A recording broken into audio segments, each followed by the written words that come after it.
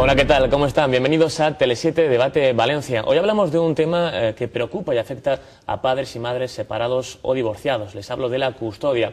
En concreto vamos a hacer especial hincapié en la custodia compartida, una fórmula o un derecho que tienen los hijos a vivir en igualdad de condiciones con el padre y la madre. Un derecho que ya se aplica en otros países de Europa y que aquí en España son distintas las asociaciones que luchan, que pugnan por este derecho, la custodia compartida. Una fórmula, un derecho en cualquier caso tiene luces y sombras, tiene dudas, incógnitas que aquí vamos a intentar resolver. Para ello nos acompaña Julio Bronchal, él es psicólogo especialista en relaciones familiares. Señor Bronchal, bienvenido. Hola, buenas noches. Gracias por estar con nosotros. También está en esta mesa de debate Isidro Niñerola, él es abogado y presidente de la sección de familia del Ilustre Colegio de Abogados de Valencia.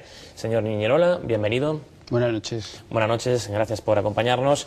También se encuentra con nosotros en Tele7 Debate Valencia David Ferrer, él es portavoz de la asociación Custodia Compartida Ya en Valencia. Señor Ferrer. Hola. Gracias por venir.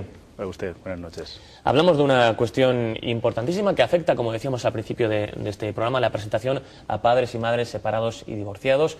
Custodia compartida es el tema de hoy. David, ¿cómo podríamos definir este derecho o esta fórmula, por así decirlo? Bueno, la custodia compartida es simplemente la corresponsabilidad común, la crianza común en igualdad de condiciones, ¿vale?, tanto del padre como de la madre tras la ruptura matrimonial. La custodia compartida no es exactamente un modelo cerrado, un modelo único, sino que depende de las particularidades del progenitor y de la progenitora. Por ejemplo, habría que tener en cuenta cuestiones como la implicación, como la edad del menor, como la situación económica, la estructura familiar entre ambos. La custodia compartida es simplemente un reparto equitativo, ¿vale?, e igualitario en lo que es la crianza y la educación de los niños.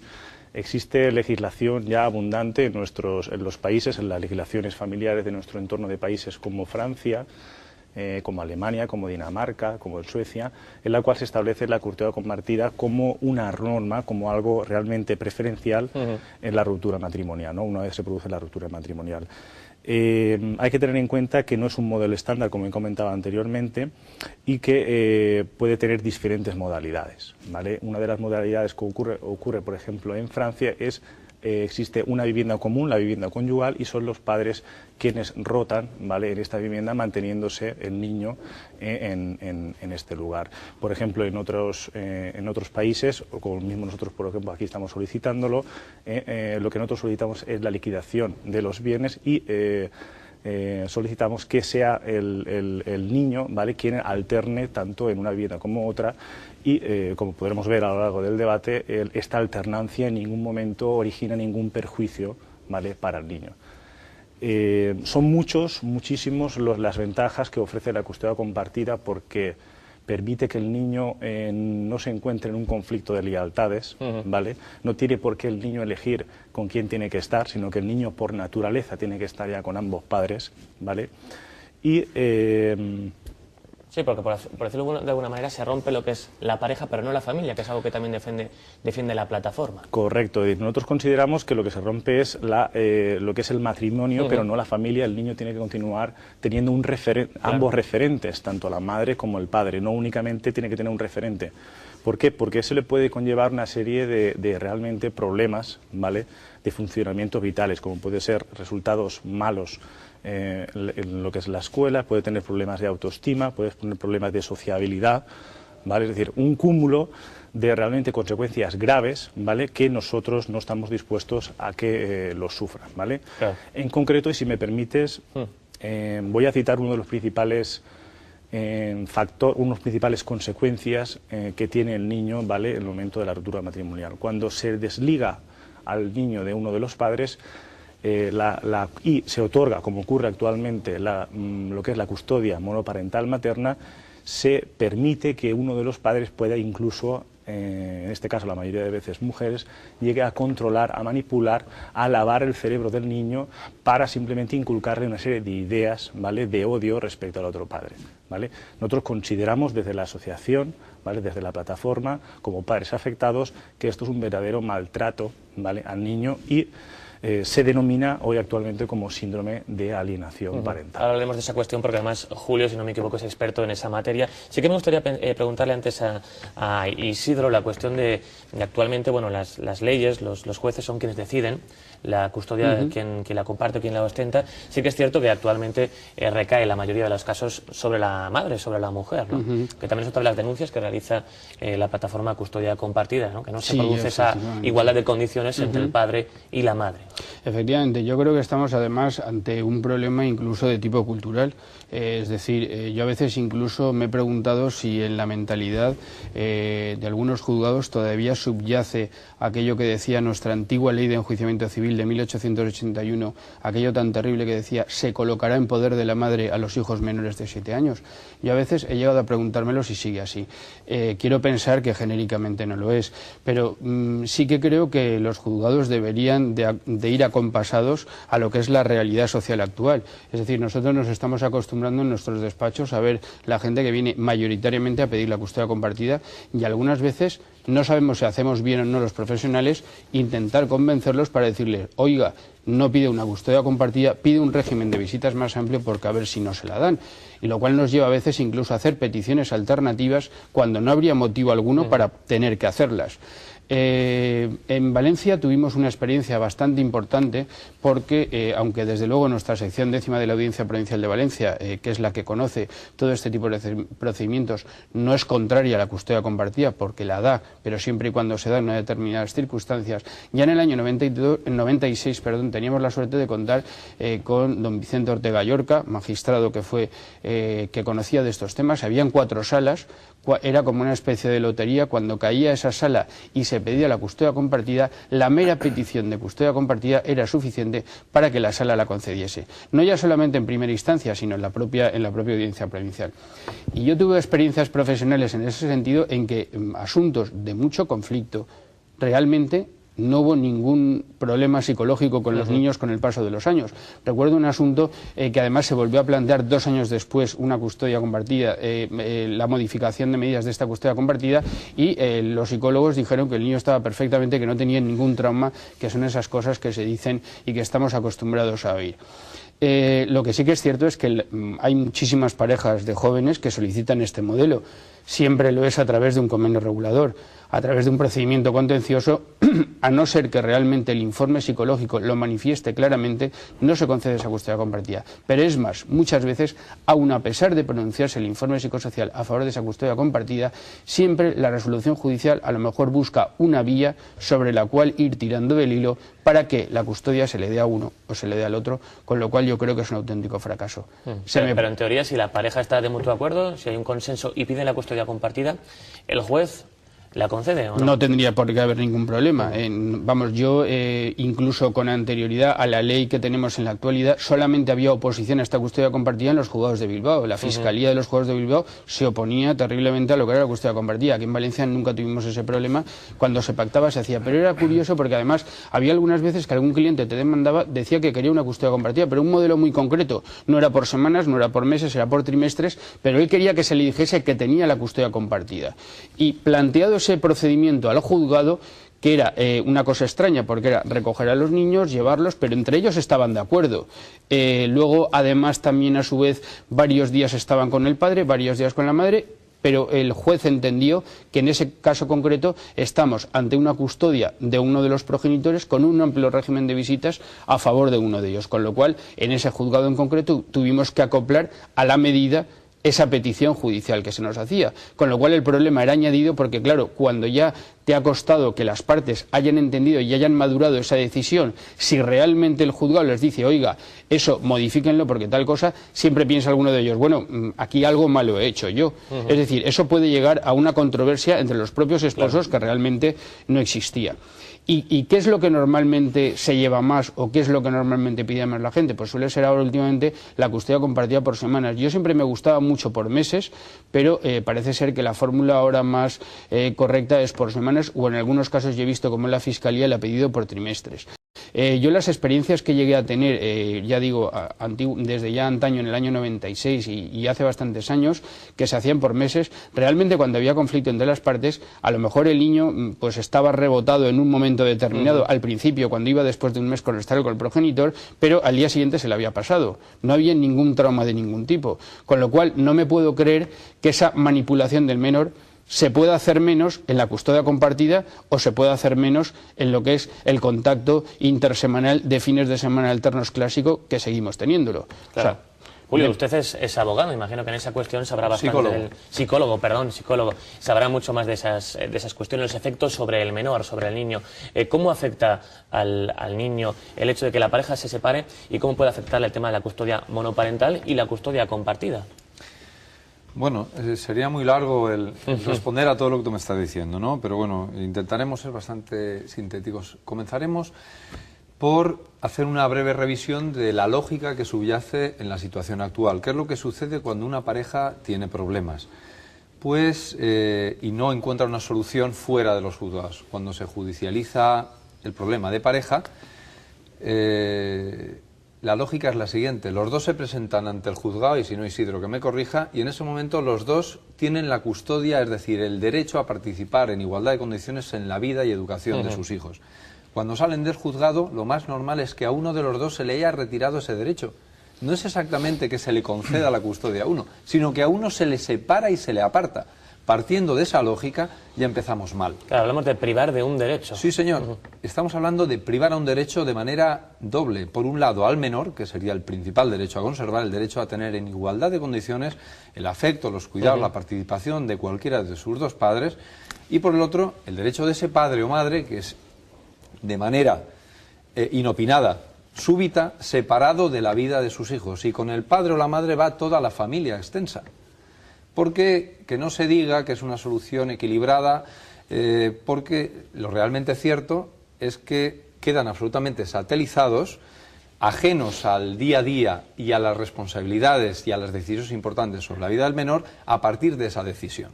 Todo esto se vestirá con lo que se quiera, se hablará 50 veces del favor fili, del interés superior del menor y todo lo que se quiera. Es más, yo como profesional, cuanto más veces veo una sentencia lo de favor fili, más miedo me da el resultado final y la parte dispositiva, porque parece que estén continuamente intentando encubrir una situación que acaba siendo injustificable. Es injustificable que porque una pareja se separe a un niño se le limite el contacto con su padre o con su madre, normalmente con su padre, a 2 fines de semana al mes, y si tenemos suerte, a eso se le llama un régimen amplio, una tarde entre semana, que dada la complejidad de la vida profesional y de la vida urbana, se transcurre muchas veces ese tiempo dentro de un coche yendo y viniendo con todo el miedo de llegar tarde por una posible denuncia. Este es un sistema absolutamente disparatado, fracasado. Hablaremos de las bondades o de las dificultades de la custodia compartida, pero la custodia monoparental, tal como se está utilizando y aplicando en estos momentos en este país, es un absoluto fracaso, y así lo han reconocido países con una mayor tradición divorcista que nosotros, como los Estados Unidos, como el ámbito anglosajón en general, como Francia, los países nórdicos, y al final han apostado por soluciones que de verdad benefician al menor, que son similares a la custodia compartida, filosofías de coparentalidad, porque desde luego no se puede aceptar que sea bueno para un niño que padre y madre participen en su educación mientras la pareja está intacta, y a partir de ese momento que quede absolutamente desplazado. Esto es una fuente de continuos conflictos entre la pareja, de una judicialización y un grado de conflictividad familiar extraordinario. Es un sistema que empuja a las partes a la lucha sin cuartel en perjuicio de los propios hijos. Es un sistema de carácter adversarial donde el consenso queda absolutamente desplazado y todo cae en manos al final de unos sistemas de resolución del conflicto que pueden servir muy bien pues para dirimir otros asuntos, estafas, problemas de lindes en propiedades o lo que usted quiera, pero los juzgados como tal y el sistema adversarial no en principio fue creado para la resolución de conflictos tan delicados, tan específicos como son los temas de familia. La consecuencia, como tú me preguntabas en un principio, de la aplicación de la custodia monoparental materna de forma exclusiva, devastadora. Devastadora. Los índices de adaptación personal, adaptación escolar, adaptación social y, por supuesto, de integración familiar, claramente denuncian que es una solución pésima, absolutamente pésima. Frente a esto, ¿qué dicen los opositores de la custodia compartida que hoy echamos a faltar aquí? tenemos grandes dificultades para debatir con ellos normalmente. Y tú bien lo sabes, Pablo. ¿Qué es lo que dicen? Que si no hay acuerdo entre las partes, la custodia compartida no puede ser. Es más, esto viene reflejado no solamente en las posiciones de ciertos grupos de presión, sino además en algunas sentencias, en la posición casi monocorde y monótona de la Fiscalía. Y yo plantearé desde el punto de vista de la investigación científica que realmente el tema es al contrario. Nos dicen no puede haber custodia compartida porque no hay acuerdo entre las partes. Y yo lo diría de otra manera, no hay acuerdo entre las partes porque no hay custodia compartida, que es distinto. Porque a ustedes se les obliga, porque aquí va a haber una parte ganadora y una perdedora, pero y la perdedora no te quiero ni contar lo que significa. Alejamiento de los hijos, sujeto al control afectivo de quien posee el poder, porque se entiende la custodia como un poder sobre los hijos, una gravísima merma en lo económico, una situación desesperada. ¿Quién quiere colocarse en esa situación? Nadie. Se va a pugnar y además incluso con todos los medios al alcance para no caer en esa situación. Y eso es precisamente una de las consecuencias de la custodia monoparental. La custodia compartida tiene la virtud de separar dos cuestiones fundamentales que posiblemente mis contertulios podrán desarrollar mejor que yo. Por un lado, los aspectos afectivos y relacionales y por el otro, los aspectos patrimoniales, que en estos momentos están confundidos y detrás de la lucha por la custodia de los hijos normalmente lo que hay es un interés espurio en muchas ocasiones y en definitiva siempre confundido y todo corrompido porque se mezcla lo patrimonial, lo dinerario y lo afectivo. Ahora tocaremos algunas de las cuestiones que ha apuntado Julio porque realmente son bastante interesantes. Vamos a escuchar antes de nada un testimonio, es el de Marisa Cuadrado. Ella accedió con su pareja o expareja a compartir la custodia, a que el padre también pudiese tener derecho a disfrutar del menor. Escuchamos a Marisa Cuadrado y comentamos enseguida su impresión, su testimonio. El planteamiento de la custodia compartida en un principio lo hace el padre. A mí creo que es un planteamiento, en principio me sorprende, pero yo accedo, ¿no? O sea, igual que yo tengo derecho a trabajar, él tiene derecho a tener a su hija en la misma situación que estaba antes. Y probamos, y desde el primer momento hicimos custodia compartida de una forma que era bastante continuo el ver a nuestra hija los dos. Primero, ya sabe que no es un conflicto. Al tener custodia compartida no hay una guerra entre nosotros, ni por la niña, ni por dinero, ni por nada. Entonces, eso hace que exista una buena relación entre nosotros. Ella se da cuenta que no uno estira para tenerla o el otro estira o pide. Entonces, ella sí lo ve positivamente. Tiene dos casas, donde está, tiene ropa en un sitio, tiene ropa en otro, no está de visita en un sitio y en otro no. Sale los viernes del colegio, se pasa el fin de semana y llega el lunes y con quien estaba al colegio no lleva maleta nunca y vamos, está igual en un sitio que en otro. Bueno, mi hija tenía 4 años, ahora tiene 12, convive con muchos casos donde la custodia es monoparental y ella no entiende lo de los domingos a las 8 en punto hay que ir, el martes si no está no va a estar nunca, ella sabe que si un martes tiene algo y no está, pues se habla y se cambia de día. Hay flexibilidad, porque eso lleva a que haya una buena relación y que las cosas se vayan acoplando según las necesidades de ella y de los padres, por supuesto. O sea, es un horario fijo donde los niños no me toca, sí me toca. De otra manera no es que te toque, sino es que tienes tiempo para estar con los dos, tienes tiempo para estar con la familia de los dos.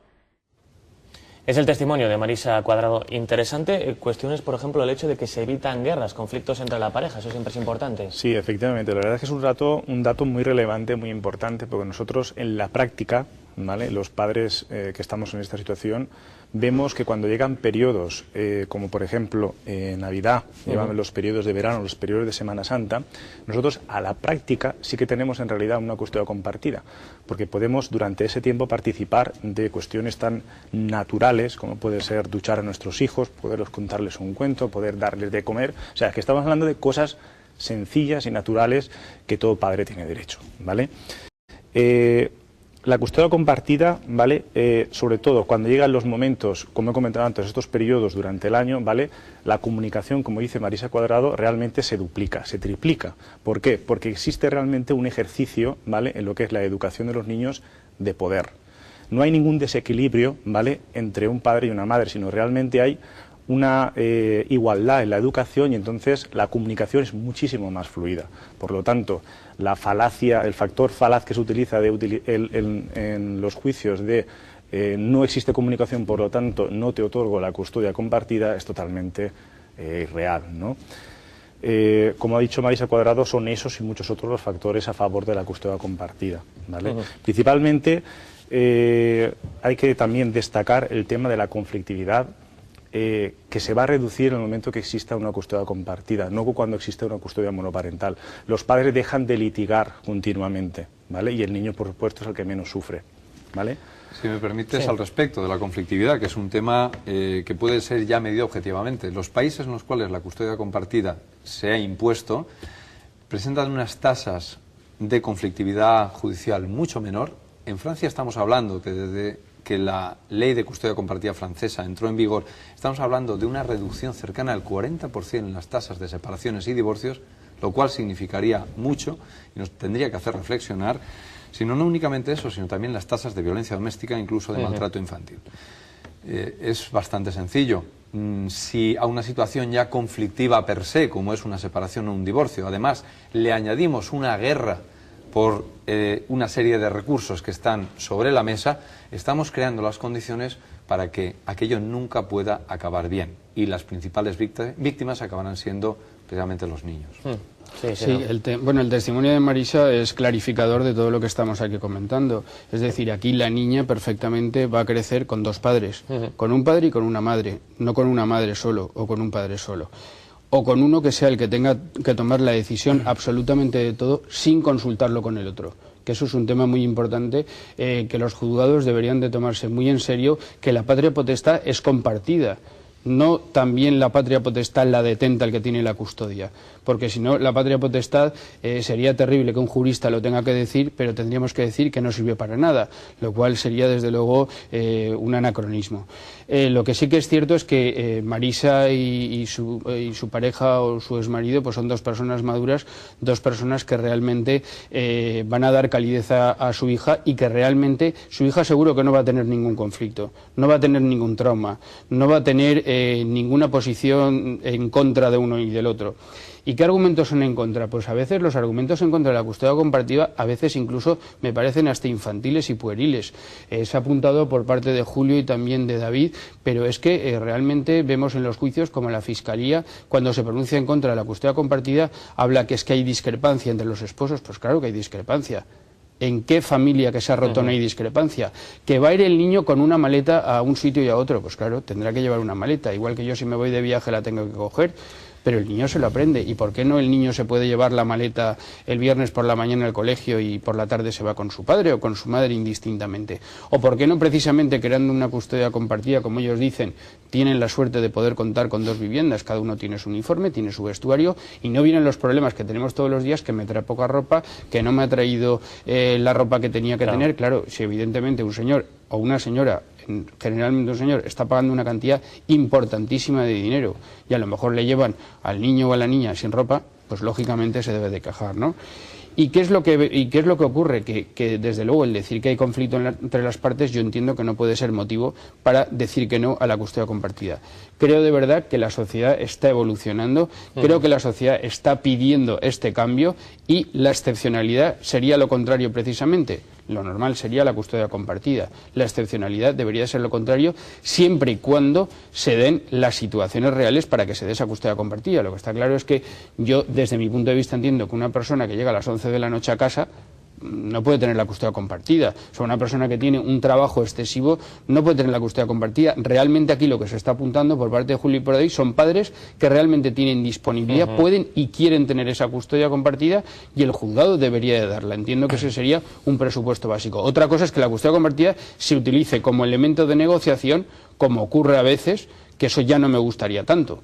Es decir, bueno, yo no puedo tener la custodia compartida, pero voy a pedirla. Claro. O sea, cuando a veces ya la postura de pedir la custodia compartida o no pedirla es como un instrumento de poder de una de las partes. O lo contrario, lo que ha apuntado Julio, que es muy importante, el que realmente cuando salen las partes de con una resolución judicial, una ha ganado y la otra ha perdido. Sí, Julio. Sí, insistí en lo que dice Isidro. Aquí hay dos argumentos estrella en contra de la custodia compartida, pero que no solamente pueriles, sino además faltos de rigor. El primero, se habla de la discrepancia. Pues como bien dice Isidro, si no hubiera discrepancia no estaríamos aquí en el juzgado, la primera. Pero yo normalmente en las periciales, cuando intervengo en los juicios, bueno, pues normalmente apoyando esta solución de custodia compartida, y se me saca el tema de la diferencia de los diferentes puntos de vista, yo hago una pregunta muy sencilla. ¿Diferencia en qué? ¿En qué? Porque si es una diferencia en aspectos fundamentales que afectan al niño, el tipo de alimentación, vamos a suponer que uno siguiera unos regímenes vegetarianos muy estrictos, la otra parte no, eso puede llegar a confundir al niño. Discrepancia en cuanto a los métodos de abordar su salud y la enfermedad del niño. Bueno, si tenemos a una parte también que sigue unas disciplinas muy aberrantes o muy excéntricas y la otra parte no, también puede haber ahí una colisión. Pero eso son los casos extremos. Lo normal es que haya un acuerdo de base entre los padres en cuanto a la educación, en cuanto a la salud, en cuanto a la higiene, en cuanto a la nutrición. Y por lo tanto, las discrepancias que se presentan no afectan directamente al niño. Es una discrepancia, que me permites, Pablo, que utilice la palabra, instrumental. Porque como la actual ley y la actual praxis judicial penaliza la discrepancia, una de las partes se convierte en juez y en parte se le otorga el derecho de veto. Dice, no, yo no estoy de acuerdo y con eso queda todo resuelto. No, pues no, porque lo que afecta es a lo del niño. Y entonces fíjate lo que queda, que se produce una paradoja que a mí no deja de hacerme sonreír. Y es que normalmente incluso los detractores nos vienen a decir que lo mejor para los niños es la custodia compartida cuando las partes están de acuerdo, que es lo mejor. Pero paradójicamente en los tribunales nos encontramos con que aquella parte que no quiere la custodia compartida es a la que se le premia con la custodia a los hijos. Es decir, en resumidas cuentas, haciendo una raya, que nos encontramos que aquella parte que no quiere lo mejor para su hijo es a quien se le da además la custodia. Es curiosa esta situación. Sobre la maleta. Muy rápidamente, que tenemos que hacer una pausa publicitaria, Julio, y enseguida retomamos el debate aquí en Tele7, en Debate Valencia. Hasta ahora, no se marchen.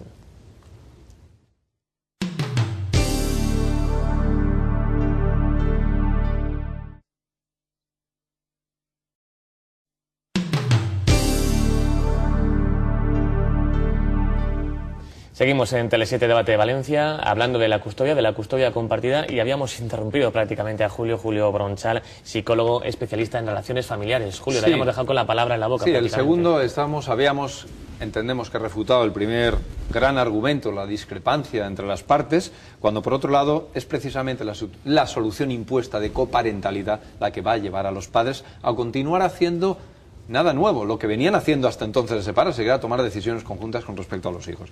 El segundo gran argumento contra la custodia compartida es lo del niño maleta, que va y viene, etcétera. Vamos a ver, eso no es ninguna novedad, eso es consecuencia de la propia separación, pero es que con la actual situación y las soluciones que se dan de custodia monoparental, estos niños son los que de verdad tienen que llevar la maleta de un sitio para otro, porque no tienen una referencia estable en la casa del otro progenitor. Estos son los niños que van con maletas cargadísimas para el fin de semana, cuando en custodia compartida lo que normalmente tienen es una duplicidad de recursos en ambos sitios. Estos son los que cargan.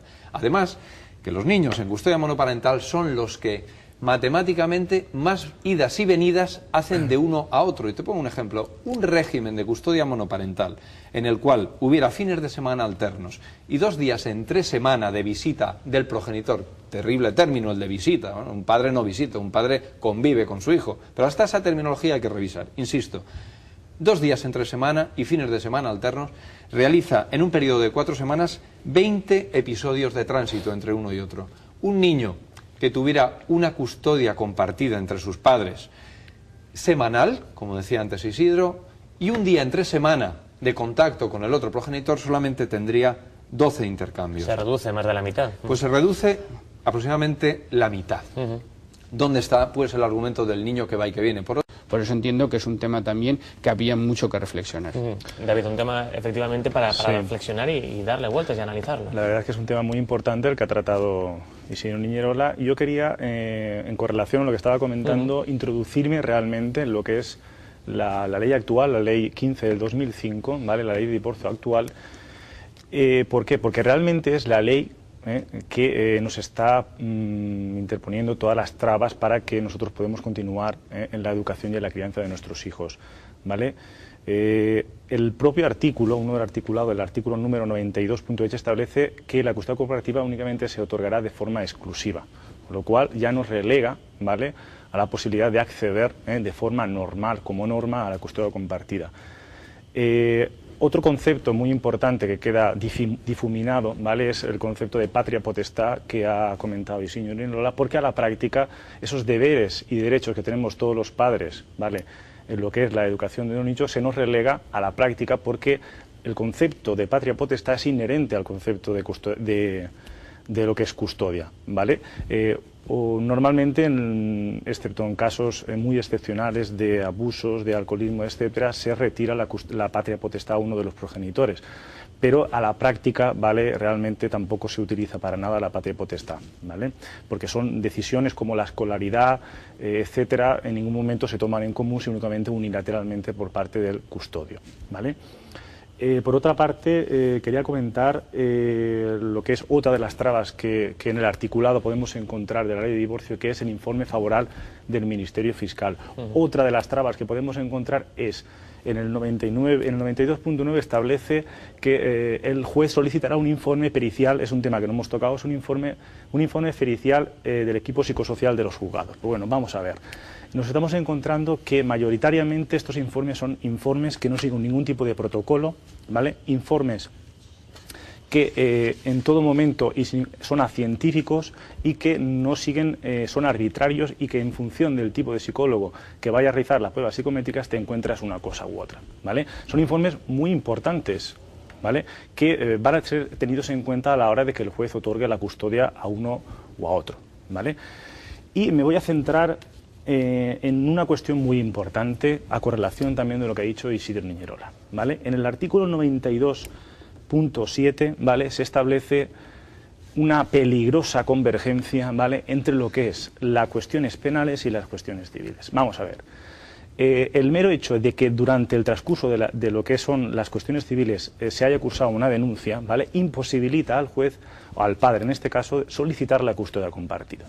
Esto ha sido denunciado por diferentes instituciones ya, pues de abogados, la Asociación Independiente de la Guardia Civil, etcétera, ¿vale?, porque está generando un colapso hoy en día de los juzgados, ¿vale? Como hemos comentado anteriormente, las cartas están marcadas antes de entrar a juicio. Eso ya lo sabemos todos y es una realidad y es el panorama actual en el que nosotros tenemos que convivir, ¿no?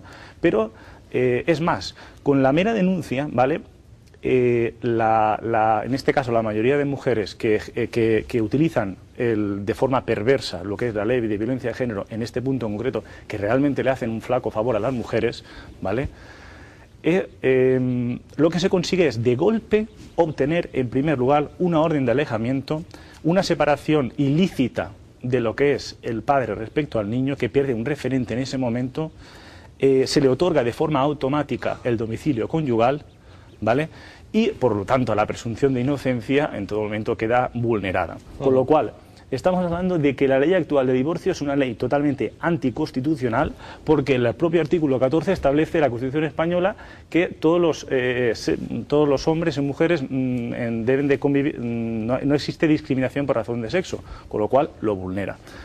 Me voy a remitir también, y si me permites, ¿vale?, si me permites, ya que estamos hablando de legislación, me voy a remitir a los convenios de los derechos, los convenios internacionales de los derechos de los niños, me voy a remitir a la Declaración de los Derechos de los Niños, me voy a remitir a la Ley 41 del 85 de las Naciones Unidas, que todas esas están ratificadas y firmadas por el Estado español, en el cual se establece que se velará y se protegerá por los derechos de los niños, ¿vale?, conservando y protegiendo la responsabilidad común, ¿vale?, de ambos padres. Eso queda totalmente vulnerado.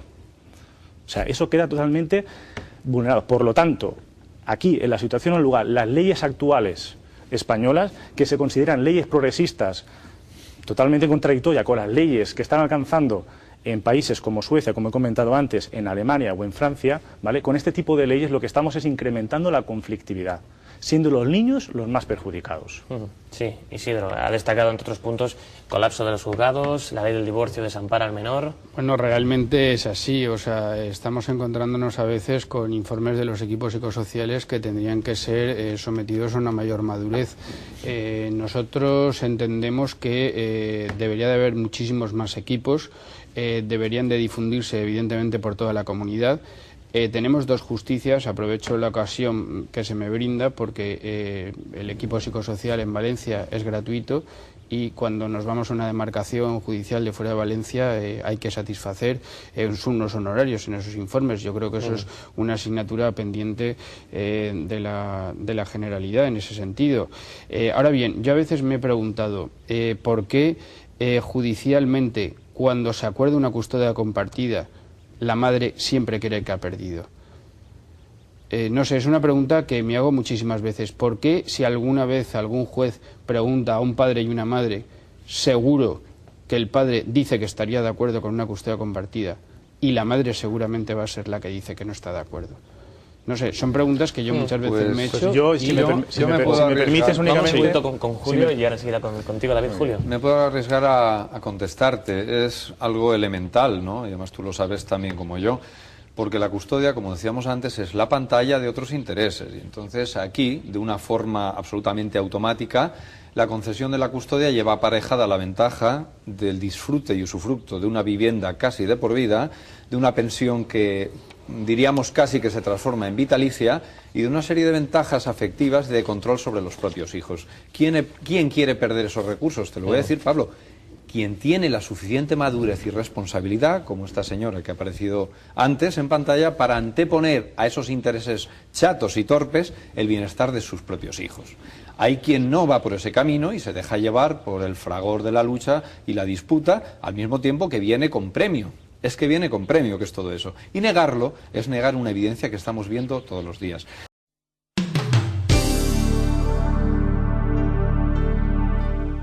Seguimos en Tele7 Debate de Valencia, hablando de la custodia compartida, y habíamos interrumpido prácticamente a Julio Bronchal, psicólogo especialista en relaciones familiares. Julio, Sí. le habíamos dejado con la palabra en la boca. Sí, el segundo entendemos que ha refutado el primer gran argumento, la discrepancia entre las partes, cuando por otro lado es precisamente la solución impuesta de coparentalidad la que va a llevar a los padres a continuar haciendo nada nuevo, lo que venían haciendo hasta entonces de separarse, que era tomar decisiones conjuntas con respecto a los hijos. El segundo gran argumento contra la custodia compartida es lo del niño maleta, que va y viene, etcétera. Vamos a ver, eso no es ninguna novedad, eso es consecuencia de la propia separación, pero es que con la actual situación y las soluciones que se dan de custodia monoparental, estos niños son los que de verdad tienen que llevar la maleta de un sitio para otro, porque no tienen una referencia estable en la casa del otro progenitor. Estos son los niños que van con maletas cargadísimas para el fin de semana, cuando en custodia compartida lo que normalmente tienen es una duplicidad de recursos en ambos sitios. Estos son los que cargan. Además, que los niños en custodia monoparental son los que matemáticamente más idas y venidas hacen de uno a otro. Y te pongo un ejemplo, un régimen de custodia monoparental en el cual hubiera fines de semana alternos y 2 días entre semana de visita del progenitor, terrible término el de visita, ¿no? Un padre no visita, un padre convive con su hijo, pero hasta esa terminología hay que revisar, insisto. 2 días entre semana y fines de semana alternos, realiza en un periodo de 4 semanas 20 episodios de tránsito entre uno y otro. Un niño que tuviera una custodia compartida entre sus padres semanal, como decía antes Isidro, y un día entre semana de contacto con el otro progenitor, solamente tendría 12 intercambios. Se reduce más de la mitad. Pues se reduce aproximadamente la mitad. ¿Dónde está pues el argumento del niño que va y que viene? Por eso entiendo que es un tema también que había mucho que reflexionar. David, un tema efectivamente para reflexionar y darle vueltas y analizarlo. La verdad es que es un tema muy importante el que ha tratado Isidro Niñerola. Y yo quería, en correlación con lo que estaba comentando, introducirme realmente en lo que es la ley actual, la ley 15 del 2005, ¿vale? La ley de divorcio actual. ¿Por qué? Porque realmente es la ley que nos está interponiendo todas las trabas para que nosotros podamos continuar en la educación y en la crianza de nuestros hijos, ¿vale? El propio artículo, uno del articulado, el artículo número 92.8 establece que la custodia cooperativa únicamente se otorgará de forma exclusiva, con lo cual ya nos relega, ¿vale?, a la posibilidad de acceder de forma normal, como norma, a la custodia compartida. Otro concepto muy importante que queda difuminado, ¿vale?, es el concepto de patria potestad que ha comentado Isidro Niñerola, porque a la práctica esos deberes y derechos que tenemos todos los padres, ¿vale?, en lo que es la educación de los niños, se nos relega a la práctica porque el concepto de patria potestad es inherente al concepto de lo que es custodia, ¿vale? normalmente, excepto en casos muy excepcionales de abusos, de alcoholismo, etcétera, se retira la patria potestad a uno de los progenitores. Pero a la práctica, ¿vale?, realmente tampoco se utiliza para nada la patria potestad, ¿vale?, porque son decisiones como la escolaridad, etcétera, en ningún momento se toman en común, sino únicamente unilateralmente por parte del custodio, ¿vale? Por otra parte, quería comentar lo que es otra de las trabas que en el articulado podemos encontrar de la ley de divorcio, que es el informe favorable del Ministerio Fiscal. Otra de las trabas que podemos encontrar es, en el 92.9 establece que el juez solicitará un informe pericial, es un tema que no hemos tocado, es un informe pericial del equipo psicosocial de los juzgados. Pues bueno, vamos a ver. Nos estamos encontrando que mayoritariamente estos informes son informes que no siguen ningún tipo de protocolo, ¿vale? Informes que en todo momento son acientíficos y que no siguen, son arbitrarios, y que en función del tipo de psicólogo que vaya a realizar las pruebas psicométricas te encuentras una cosa u otra, ¿vale? Son informes muy importantes, ¿vale?, que van a ser tenidos en cuenta a la hora de que el juez otorgue la custodia a uno u a otro, ¿vale? Y me voy a centrar en una cuestión muy importante, a correlación también de lo que ha dicho Isidro Niñerola, ¿vale? En el artículo 92.7, ¿vale?, se establece una peligrosa convergencia, ¿vale?, entre lo que es las cuestiones penales y las cuestiones civiles. Vamos a ver. El mero hecho de que durante el transcurso de lo que son las cuestiones civiles se haya cursado una denuncia, ¿vale?, imposibilita al juez, o al padre en este caso, solicitar la custodia compartida. Esto ha sido denunciado por diferentes instituciones ya, pues de abogados, la Asociación Independiente de la Guardia Civil, etcétera, ¿vale?, porque está generando un colapso hoy en día de los juzgados, ¿vale? Como hemos comentado anteriormente, las cartas están marcadas antes de entrar a juicio. Eso ya lo sabemos todos y es una realidad, y es el panorama actual en el que nosotros tenemos que convivir, ¿no? Pero, es más, con la mera denuncia, ¿vale?, en este caso la mayoría de mujeres que utilizan de forma perversa lo que es la ley de violencia de género, en este punto en concreto, que realmente le hacen un flaco favor a las mujeres, ¿vale?, lo que se consigue es de golpe obtener en primer lugar una orden de alejamiento, una separación ilícita de lo que es el padre respecto al niño, que pierde un referente en ese momento, se le otorga de forma automática el domicilio conyugal, ¿vale?, y por lo tanto la presunción de inocencia en todo momento queda vulnerada. Con lo cual, estamos hablando de que la ley actual de divorcio es una ley totalmente anticonstitucional, porque el propio artículo 14 establece la Constitución española que todos los hombres y mujeres deben de convivir, no existe discriminación por razón de sexo, con lo cual lo vulnera. Me voy a remitir también, y si me permites, ¿vale?, si me permites, ya que estamos hablando de legislación, me voy a remitir a los convenios de los derechos, los convenios internacionales de los derechos de los niños, me voy a remitir a la Declaración de los Derechos de los Niños, me voy a remitir a la Ley 41 del 85 de las Naciones Unidas, que todas esas están ratificadas y firmadas por el Estado español, en el cual se establece que se velará y se protegerá por los derechos de los niños, ¿vale?, conservando y protegiendo la responsabilidad común, ¿vale?, de ambos padres. Eso queda totalmente vulnerado. O sea, eso queda totalmente vulnerado. Por lo tanto, aquí, en la situación o lugar, las leyes actuales españolas, que se consideran leyes progresistas, totalmente contradictorias con las leyes que están alcanzando en países como Suecia, como he comentado antes, en Alemania o en Francia, ¿vale?, con este tipo de leyes lo que estamos es incrementando la conflictividad, siendo los niños los más perjudicados. Sí, Isidro, ha destacado entre otros puntos colapso de los juzgados, la ley del divorcio desampara al menor. Bueno, realmente es así, o sea, estamos encontrándonos a veces con informes de los equipos psicosociales que tendrían que ser sometidos a una mayor madurez. Nosotros entendemos que debería de haber muchísimos más equipos, deberían de difundirse evidentemente por toda la comunidad. Tenemos dos justicias, aprovecho la ocasión que se me brinda porque el equipo psicosocial en Valencia es gratuito, y cuando nos vamos a una demarcación judicial de fuera de Valencia hay que satisfacer unos honorarios en esos informes. Yo creo que eso es una asignatura pendiente de la Generalidad en ese sentido. Ahora bien, yo a veces me he preguntado por qué judicialmente, cuando se acuerda una custodia compartida, la madre siempre cree que ha perdido. No sé, es una pregunta que me hago muchísimas veces. ¿Por qué si alguna vez algún juez pregunta a un padre y una madre, seguro que el padre dice que estaría de acuerdo con una custodia compartida y la madre seguramente va a ser la que dice que no está de acuerdo? No sé, son preguntas que yo muchas veces me he hecho. Si me permites únicamente... Vamos con Julio y ahora seguirá contigo, David. Julio. Me puedo arriesgar a contestarte. Es algo elemental, ¿no? Y además tú lo sabes también como yo.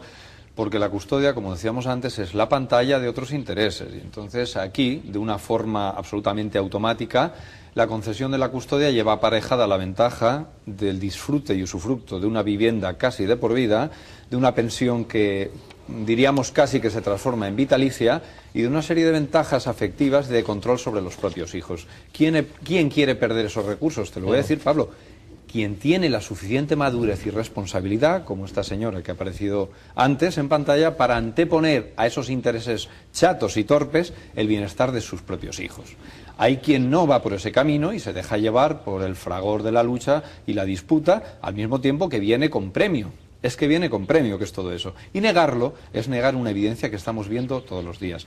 Por lo tanto, desde aquí digo a las instituciones, ¿vale?, que el sufrimiento que se le está generando a los niños de padres separados, las instituciones también son responsables de ello.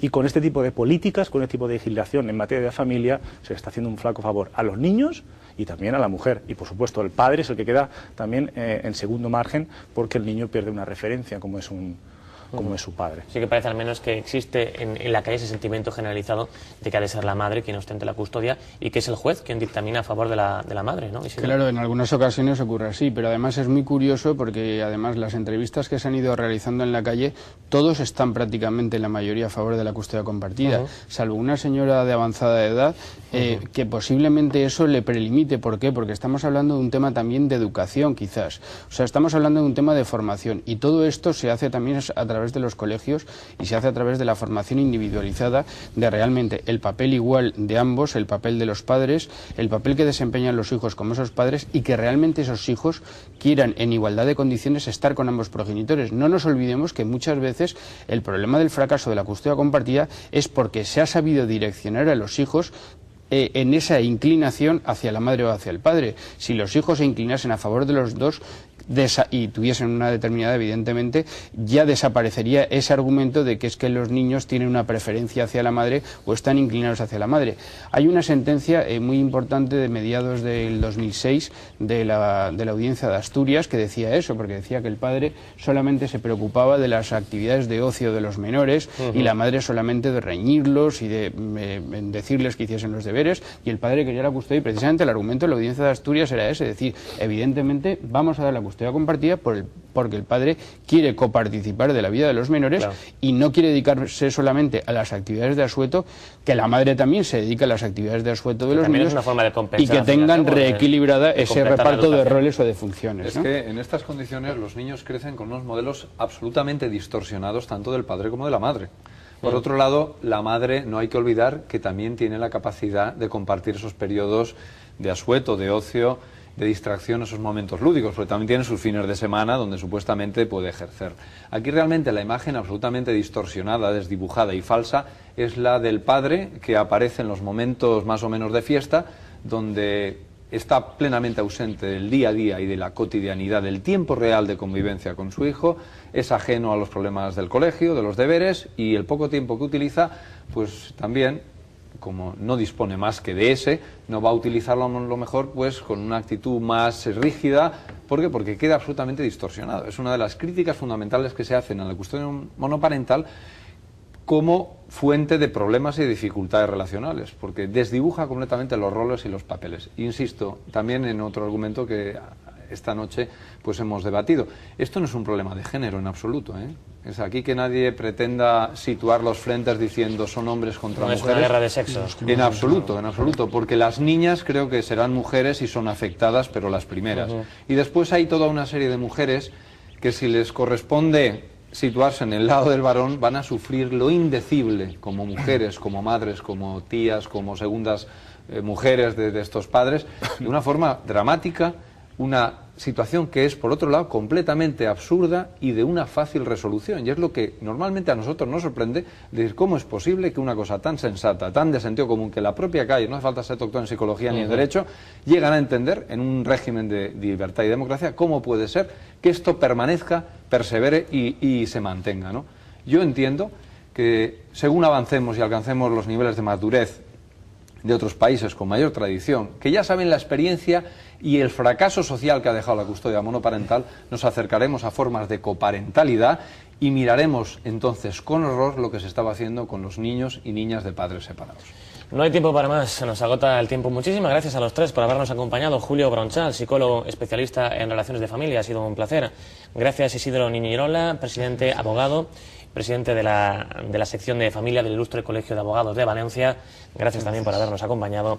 Y muchísimas gracias David Ferrer, portavoz de la Asociación Custodia Compartida ya en Valencia. Yo querría, como último, agradeceros la oportunidad que nos habéis dado de poder difundir la realidad y el panorama actual con el cual tenemos que afrontar, ¿no?, la lucha por nuestros hijos. Ojalá pues vosotros y muchos más medios de comunicación difundan esta verdadera realidad. Nada, gracias a los tres por habernos acompañado y por supuesto también a ustedes por estar ahí un día más. Ya saben que nos podrán encontrar aquí en Tele7 Debate Valencia. Hasta la vista, adiós.